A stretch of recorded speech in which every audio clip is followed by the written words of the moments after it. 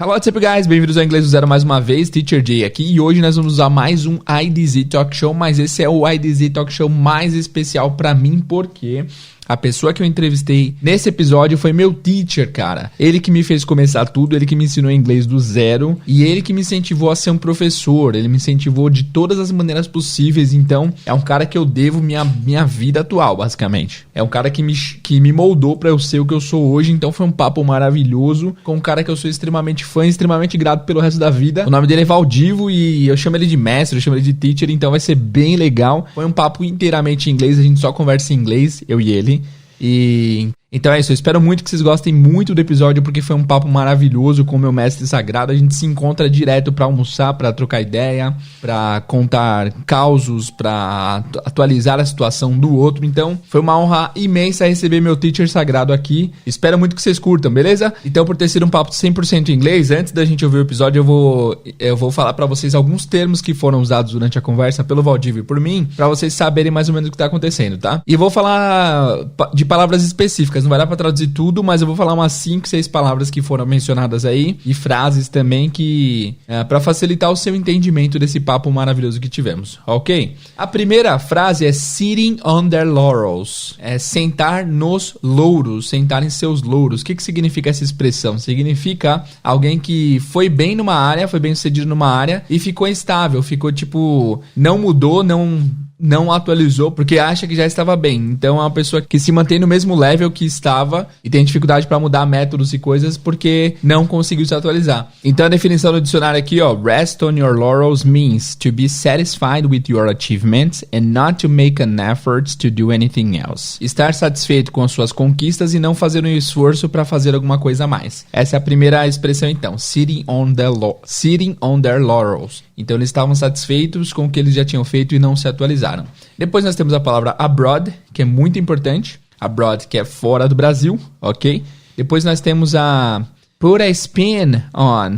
Put a spin on something. A definição é aqui, ó. To report or relate information to someone else in a way that makes their interpretation or understanding more acceptable or favorable. Então é reportar ou entregar uma informação para alguém numa maneira que a interpretação deles seja mais aceitável e favorável. É você mais ou menos, ao invés de criticar, você passar um feedback colocando uma perspectiva mais positiva. Beleza? Depois nós tivemos a expressão make fun of, que é tirar sarro de, é fazer graça com.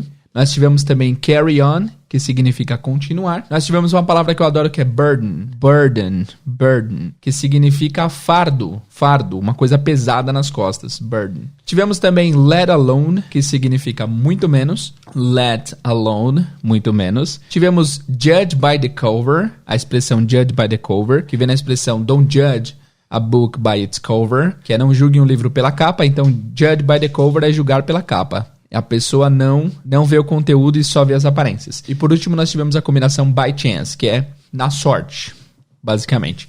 Beleza? Então é isso, a revisão rápida. Sitting on their laurels é você ficar sentado lá onde você conseguiu sem se atualizar, sem buscar novas metodologias e tal. Abroad é fora. Put a spin on é você dourar a pílula, você criticar de uma maneira positiva. Make fun é tirar sarro. Carry on é continuar. Burden é fardo. Let alone, muito menos. Judge by the cover, julgar pela capa. E by chance, por sorte. Ok? Vamos começar então? Let's go! Ele é professor de inglês há mais de 20 anos. Ele também ensina espanhol e português. Ele é meu mestre sagrado, me ensinou tudo que eu sei e acreditou em mim. E é uma honra imensa recebê-lo aqui no meu show. Muito obrigado, meu amado mestre. You're listening to IDZ Talk Show, o show que vai trazer um especialista, um professor ou um aluno de inglês. Se essa pessoa aprendeu inglês, veja como ela fez. Apresentação, Jader Lelis. IDZ Talk Show. Teacher, it's a great honor to have you here on my show. What a pleasure to have you here, man. Thank you, Jay. Thank you. It's an honor to be here for me, too. Wow. We have been friends forever, right? Like for 6 or 7 years now? Maybe more. Yes, I think we met in 2013, if I'm not mistaken. Wow, 7 years ago. That's a lot. Yes. Cool. Yes. Can you just introduce yourself quickly so that people can know who you are, please? Yes. My name is Valdivo. My friends call me Val.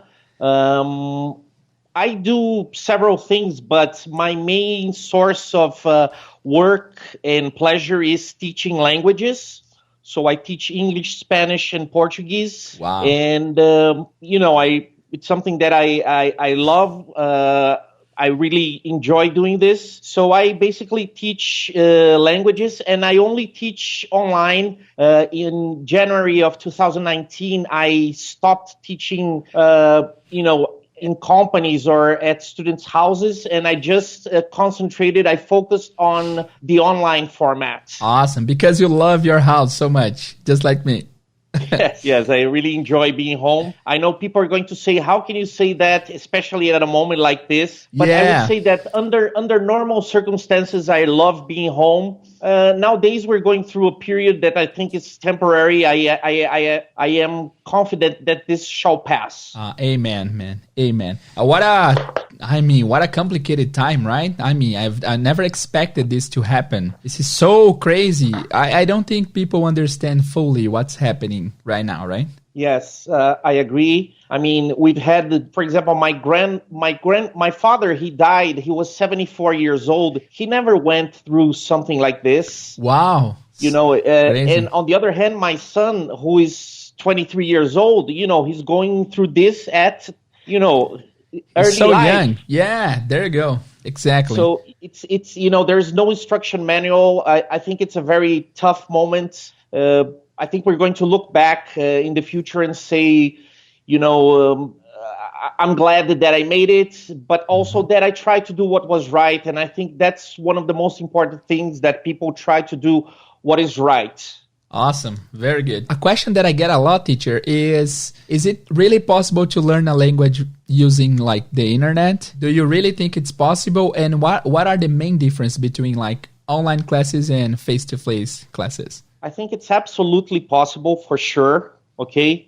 I think this possibility that we have nowadays of having an online class is something that wasn't available in the past. And I think, students should take advantage of this. Some students or some teachers are going to say, the online contact is never the same as face-to-face. But I think, the online format offers you other tools that, face-to-face maybe you don't have. There you go. Sometimes I go to companies to teach, and sometimes it happens that they don't have internet for me to use. And sometimes I want to show a different video or something special, and I can't because I just don't have the tools I need there. You're absolutely right. Okay, so let's start by telling them how have we met? How did we met in the past? So I'm gonna tell the first part and then you continue, okay? Okay. So the year was like 2013, I think, and I was looking for a place to study English because I always loved English. And then I found a school next to my job.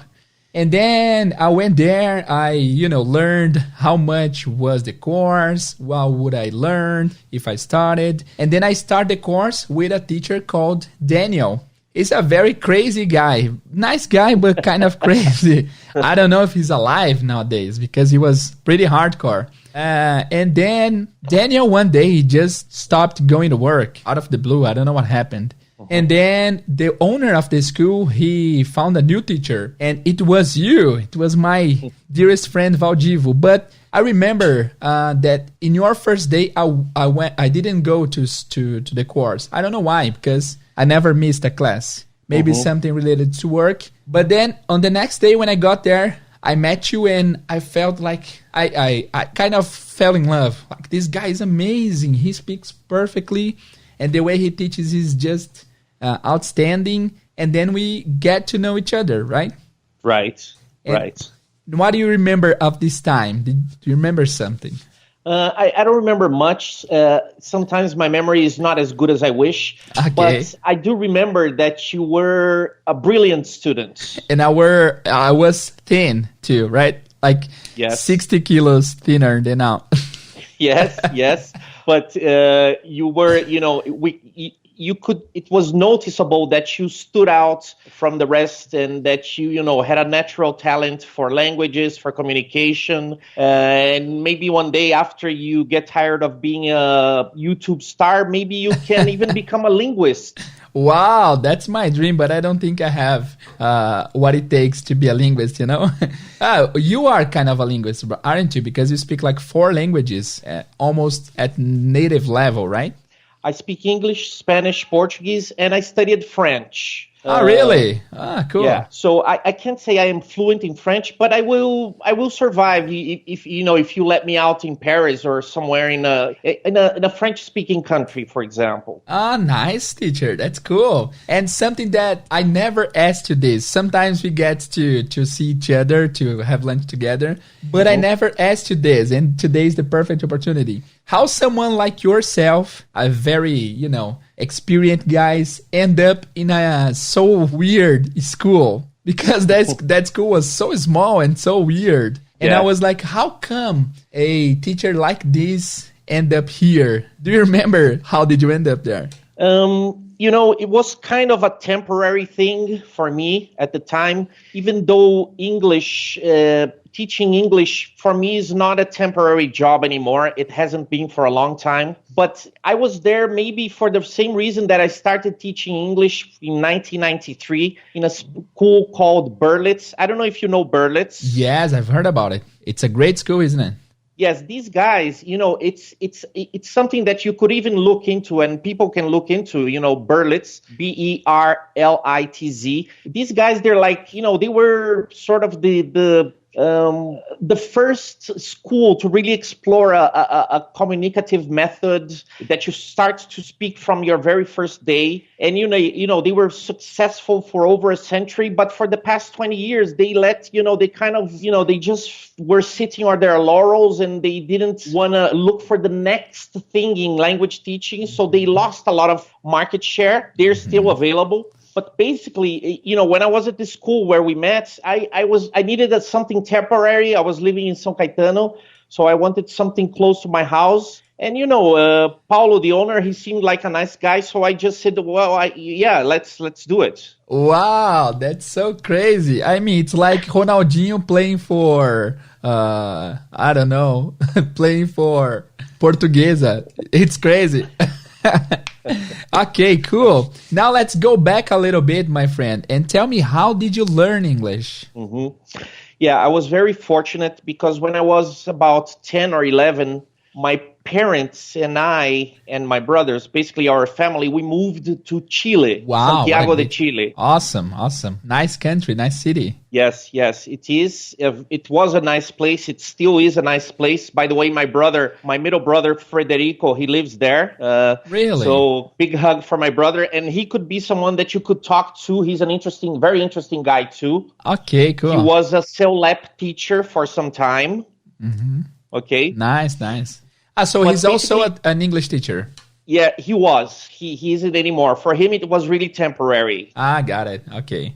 But basically, we moved to Chile, and then initially we were studying in a Chilean school, so I had to learn Spanish. After 6 months, my brothers and I, we weren't very happy at the school. We felt very much like outsiders. And at the same time, my father and my mother said, look, we may be out of the country or out of Brazil for a couple of years. So why not put them in an American school? So we went from a Chilean school to American school. And then that's where I picked up the English for the first time. Wow. So basically you learned 2 languages at the same time, Spanish and English. Mm-hmm. Wow, that's amazing. And do you think that learning as a kid has helped you to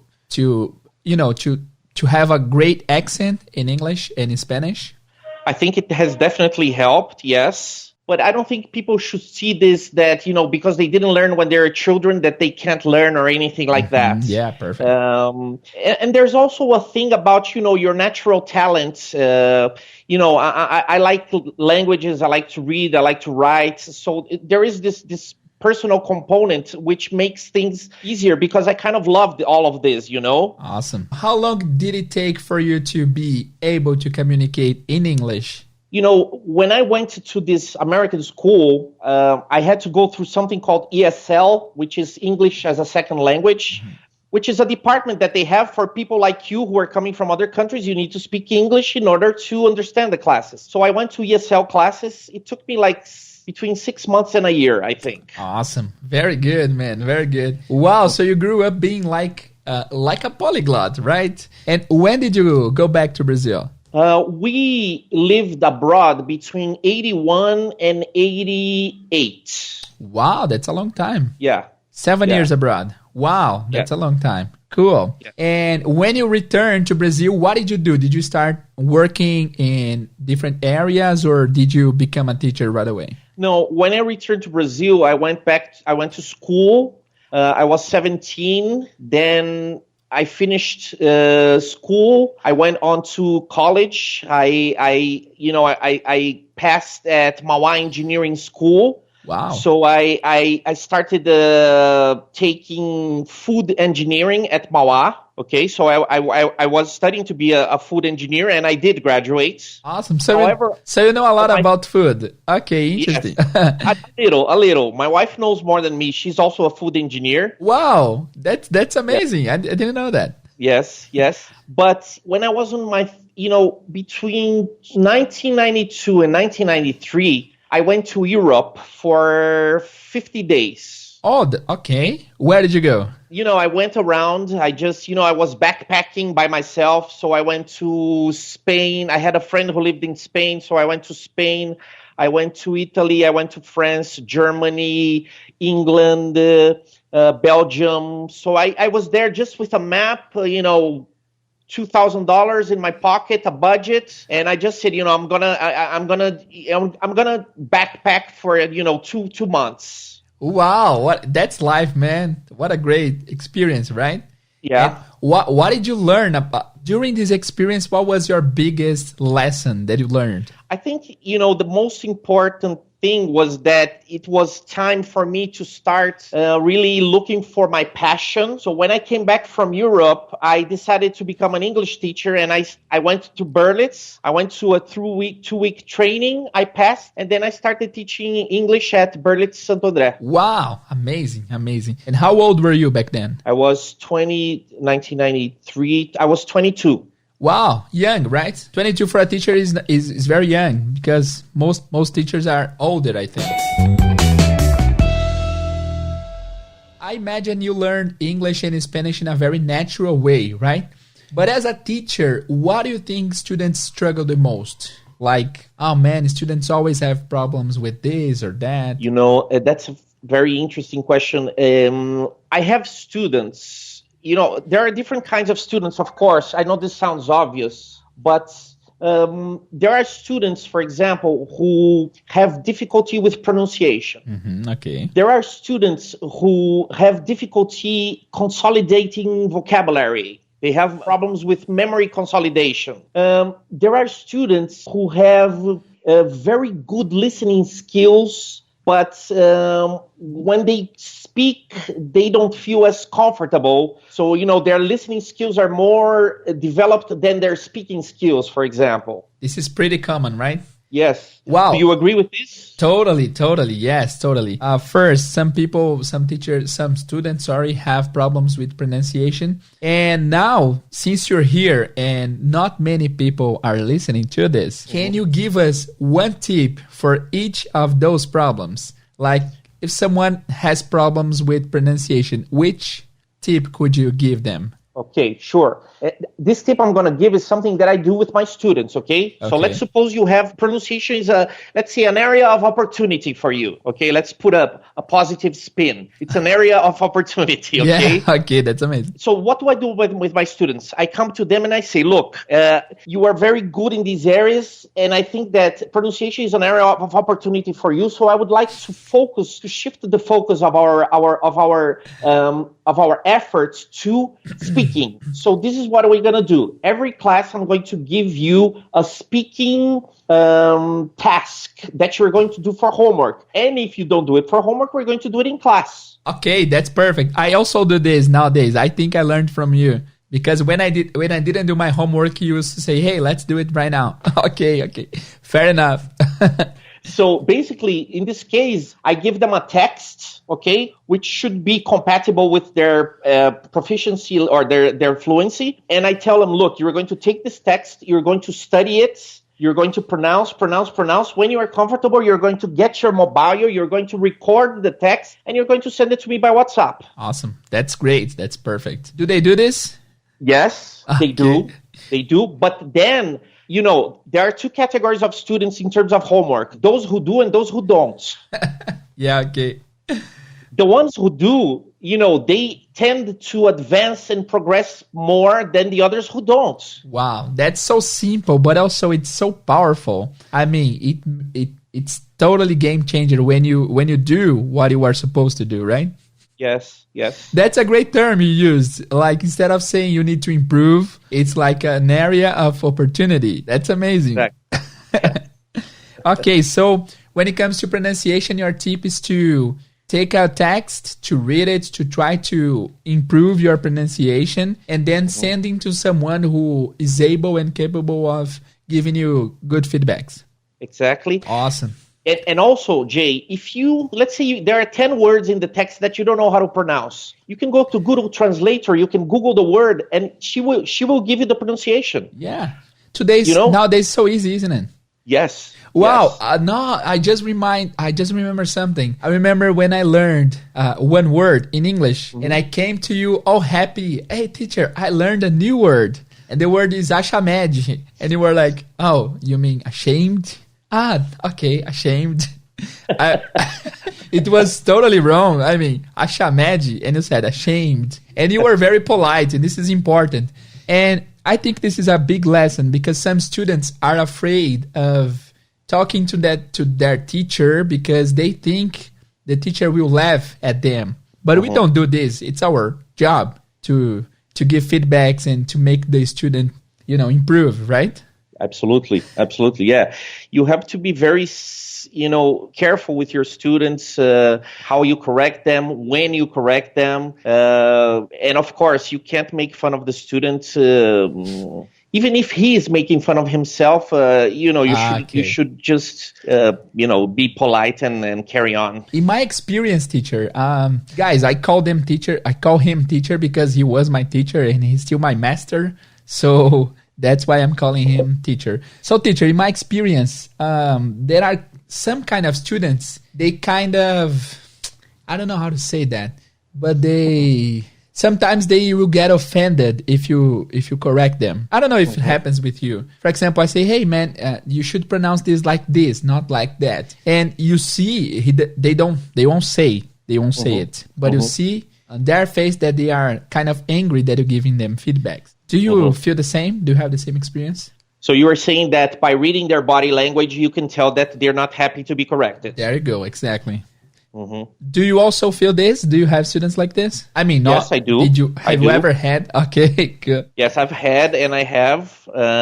Yes, there are students who don't like to be corrected. That's weird, right? I mean, if you're learning a new language, like mistakes are part of the game. And how do you deal with them? Do you keep correcting them? With these students, I think you have to make your correction process more accurate, more structured, okay? So that the student realizes. Sometimes, first you should try to give the student the opportunity for him to find a mistake. Okay. This is what awesome. They call self-correction.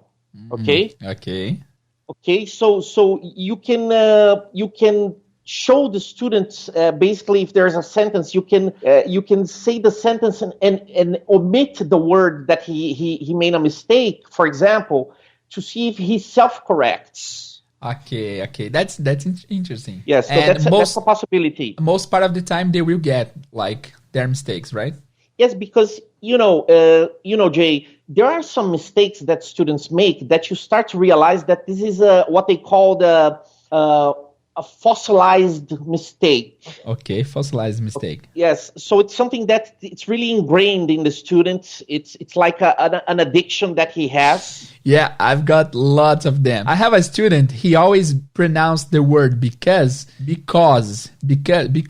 something like this. Because, according to him, when he was a child, some people used to joke with this pronunciation at school, and then he kind of craved this pronunciation on him. And it took a long time for me to be able to correct him, you know? But nowadays it's okay. But you're right, maybe they learned the wrong way, and this is the way that stuck, right? Yes, and you also mentioned something, Jay. You said, this student, he had, let's say, a small trauma, because people made fun of him, right? Yeah. So here we're talking about the psychological burden that the student has, that he carries because of, he was made fun in the past. So this impacts today his life, his ability to study, to accept corrections. So, as a teacher at this moment, you were right. You are noticing that this is an issue, and then you are treating it with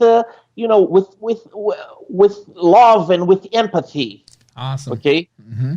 Nice, my friend. That's awesome. A lot of good advices here. Guys, I'm sure you guys are learning a lot from this episode. Okay, so you gave a tip about pronunciation. What about students who can't keep new vocabulary? I mean, I have a lot of them. And myself in the past, I used to have trouble learning new words and keeping them on my mind.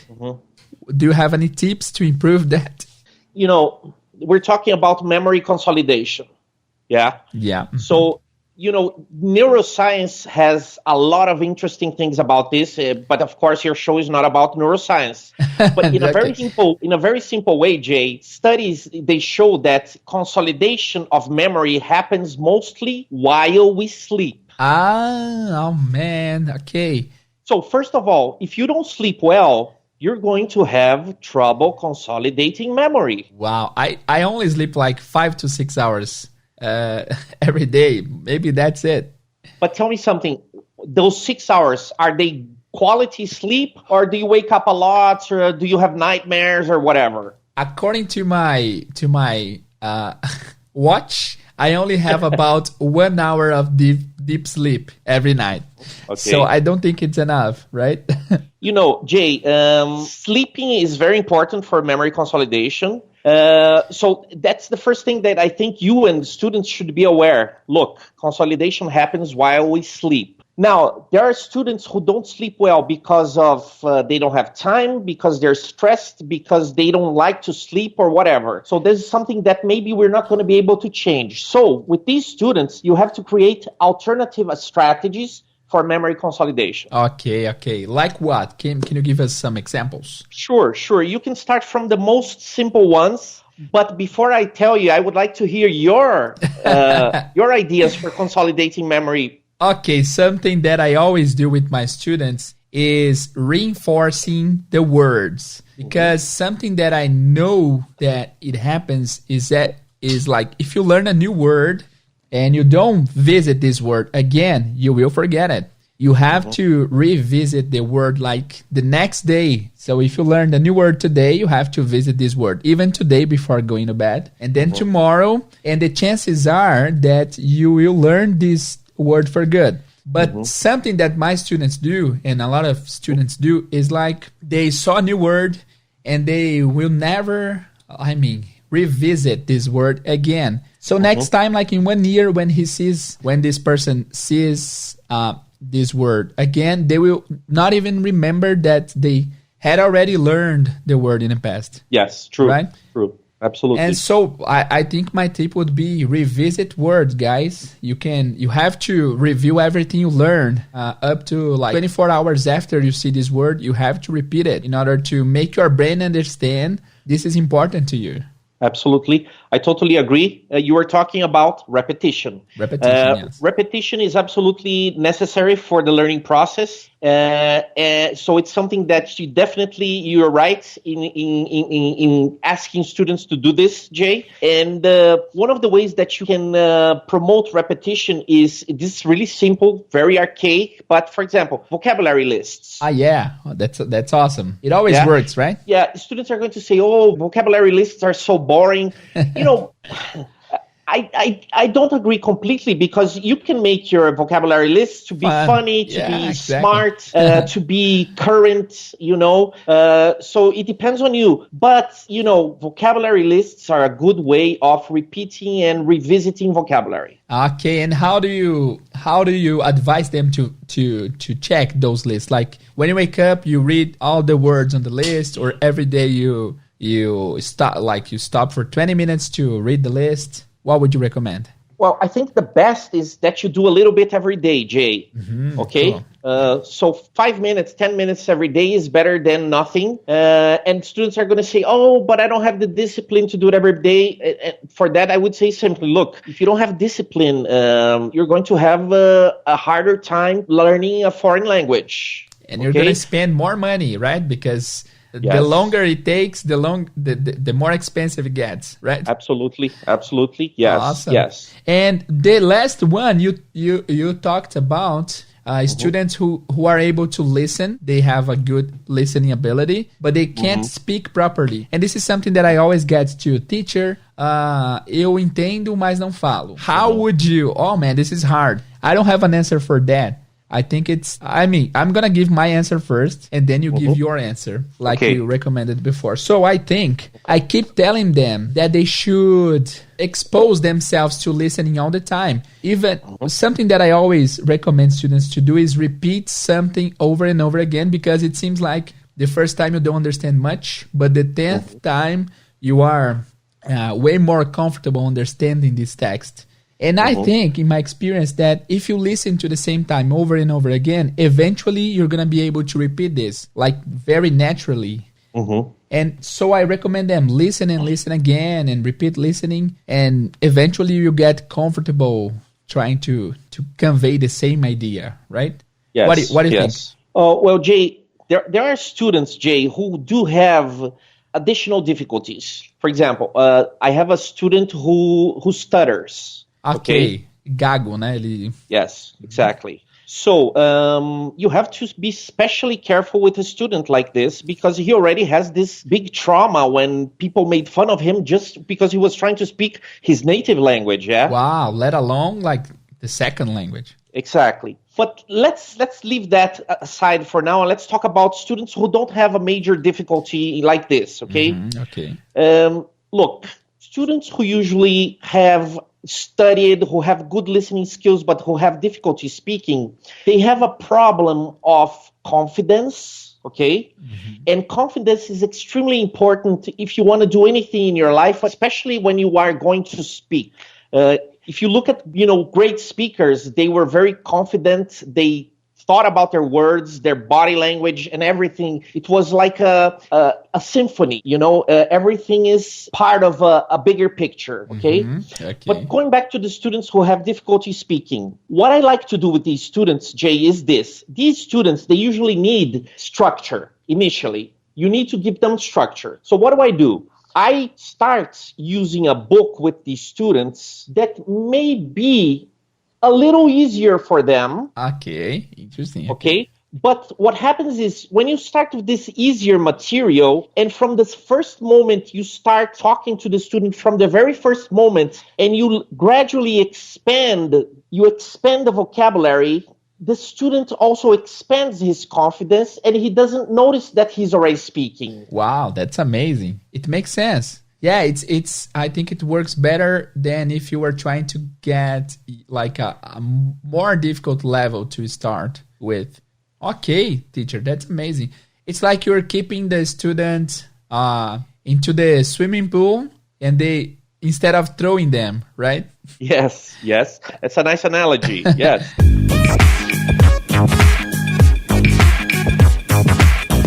Okay, so you said that you became a teacher. Your idea, it was like to be a teacher for a short period of time, but then you kind of fell in love with the job. Mm-hmm. And then you started working when you were 20, 24? 20... I was 22. 22. Very good. And what were your main difficulties becoming a teacher? What did you struggle more? Like, what were your major problems? Mm-hmm. Okay. When I became a teacher, something very cool that happened is that Berlitz, they would give you, and they still give you, a 2-week training before you start teaching. So that is very helpful. Okay. The same thing, it builds your confidence too, right? Yes, absolutely. Absolutely. And they already know that, if you can teach in front of a group of teachers, you're probably going to be able to do it in front of a group of students. Totally. Yeah. Okay. If you're doing in front of professionals, your confidence, it's going to go high, right? Yes, absolutely. Absolutely. So training helped me a lot. But in terms of difficulties, at the beginning, for me, it was very like intuitional. It was something intuitive for me. Cool.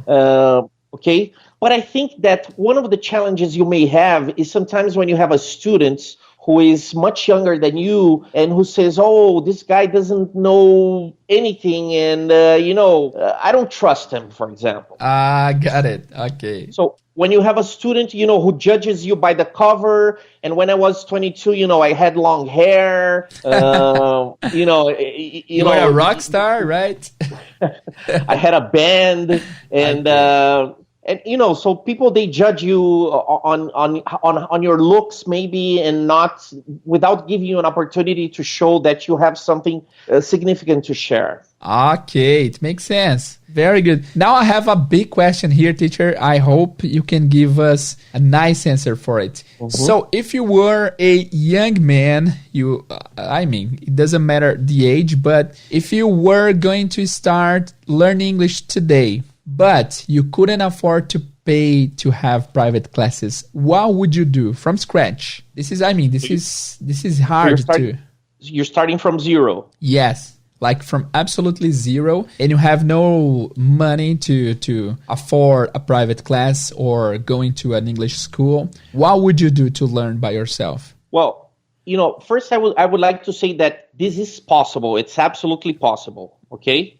So, it's more difficult, but it's totally possible, right? Yes, it's more difficult because first, you don't have someone who is answering your questions, and second, because you need a lot of discipline. Yeah, yes. You can't just study like by chance. You have to really, sit on the chair for 1 hour every day and try to learn something. But I think one of the problems, teacher, I don't know if you agree with this, it's that there are too much content online. Too much. They will get lost. They don't know where to go, Mm-hmm. Yes. So they need some form of structure. Yeah, there you go. And what would you do in practice? You would have to take like 1 hour every day to separate this time to study, right? Yes, it's necessary to have the discipline. So you're going to create a study routine. So every day you're going to be, you're going to say, I'm going to start with 30 minutes every day. And then if necessary, I increase to 40, 50, 60 or so on. Okay. It depends on your urgency. But first create this routine. Second thing, something that you have talked about to your listeners is, create a study plan. This is pretty important. Yeah. This is pretty important. Guys, you can find videos on YouTube of people offering a plan for free, like first week do this, second week do this. It's not lack of content. You just need to find the right one. And then, as Valdivo said, you have to keep it up. You have to study every day. But I feel like some people, they don't, they have money to do other stuff, but not to invest on learning something. And they also are not totally engaged. They just want to learn the language. They want to speak English. They don't want to learn English. And this is something totally crazy. Right? Yes, Jay. Absolutely. Cool, teacher. So let me ask you something. Do you ever think in other languages or only in Portuguese or in English, Spanish, French? No, I do think in other languages, yes. Nice. I do. And I think everyone should, make an effort to think in other languages, especially in the language, in your target language. But this is something that is necessary. It's very important, and I really enjoy this mental challenge. Cool, nice. Muito bem, teacher, vamos falar português nos últimos 5 minutos pra galera saber que você fala português. Embora seu inglês seja perfeito. Cara, satisfação imensa tê-lo aqui no nosso podcast. Obrigado pela participação, hein, cara. Obrigado, pra mim foi um prazer, Jader. Você quer dar algum aviso final? Você quer dizer alguma coisa? Primeiro, uma coisa que eu tenho que dizer é o seguinte: o Teacher Valdivo, ele tá disponível para aulas. Quem quiser fazer aula de inglês com o melhor professor que eu já vi na minha vida, entre em contato por onde, Teacher? Onde que o pessoal te encontra? Ó, eu não tenho Instagram. Vai bombar seu e-mail, hein? Espero. Eu não tenho Instagram. Eu tenho Facebook, mas eu uso ele mais pra assim... social. Pra contatos pessoais. Eu uso o Facebook hoje em dia pra medir a temperatura política do momento. Nossa, não dá. A timeline é uma confusão de esquerda, direita, treta. Nossa, loucura. Não, é assim, por isso que eu também praticamente não uso. Mas assim, tem o meu Facebook, Valdivo José Begali Jr. Tem e-mail. Eu não sei se você acha que eu posso dar o e-mail. Devo dar e-mail. Pode dar o e-mail que o pessoal aqui é responsável. O pessoal, a gente boa, os ouvintes aqui. Pessoal, sem spam, sem spoiler, sem nada de errado. Mas quem quiser ter aula, coloca no assunto lá, aulas de inglês, e manda o e-mail pra... BegaliJR, eu vou soletrar, @yahoo.com. Então, BegaliJR é B de bola, E de ele, G de gato, A de amor, L de Luiz, I de irmão, J de João, R de rato. Boa, teacher. E aí, se vocês quiserem aula com cara, que nem eu falei em inglês aqui, se vocês não entenderam, galera, basicamente eu falei que eu achava que o teacher era bom demais pra escola que eu conheci ele. E que bom que você foi para lá, porque a gente tem uma amizade sólida. Aliás, eu quero agradecer em público aqui, porque o Valdivo que me inspirou a virar teacher. Eu não pensava nisso, eu pensava em fazer outra coisa. E ele falou, por que você não vira professor? Eu falei, mas eu não tô preparado. Aí ele falou, então você precisa fazer um intercâmbio. Aí quando você voltar eu consigo uns alunos pra você. Foi sensacional. E aí você até me deu uma ideia, não sei se você lembra. Você falou assim, você não é da igreja presbiteriana? Manda e-mail pras igrejas presbiterianas dos Estados Unidos pra ver se alguém te acolhe. E aí eu comecei a mandar um e-mail ou outro lá. Até hoje ninguém nunca respondeu. 7 anos depois. Mas aí eu consegui um contato lá em Londres. E aí eu fui, você, inclusive, off records aqui, galera, até deu dinheiro do bolso dele pra me ajudar. Então eu tenho uma dívida enorme com você, Valdivo, cara. Sensacional, você é um cara muito especial na minha vida. Obrigado. Imagina, Jader, você também é uma pessoa muito especial pra mim. E assim, você fala que eu te ajudei, na realidade... O teu talento, ele é evidente, e assim, qualquer um que veja uma pepita ali em estado bruto e não se deu ao prazer de ajudar a lapidar essa pepita, eu acho que não tem um compromisso com o universo e com o poder superior. Boa, nossa, teacher, que honra, cara. Eu espero um dia eu encontrar alguém pra eu fazer a mesma coisa que você fez comigo. A Jéssica até falou, tinha um aluno meu que ele tinha muito potencial. Ela falou, nossa, faz com o Matheus o que o Valdivo fez com você. Eu falei, cara, um dia talvez, vou tentar. Legal, né, teacher? Obrigado, cara. E você já faz isso através do conteúdo que você cria para as pessoas que querem aprender, né? Então você já o teu legado, ele já é perene e já é significativo. Então, assim, o céu é o limite para você, literalmente. Você sempre fala isso, cara. Obrigado, cara. Que satisfação. Gente, eu tô meio emocionado aqui. Me perdoem, mas eu não podia deixar de trazer o Valdivo aqui, meu mestre sagrado. Fico feliz que todos vocês agora conhecem o Valdivo, porque foi uma pessoa muito importante na minha trajetória. E, mestre, obrigado demais por participar aqui de coração, hein? Valeu. De nada, foi uma honra, eu tô à disposição. Pessoal que precisar de dicas, quiser falar, enfim, o Jader também pode ser, se pessoas entrarem em contato com você, querendo meus dados, fica à vontade para passar, tá bom, Jader? Fechado, passarei, com certeza. Obrigado, mestre. Grande abraço.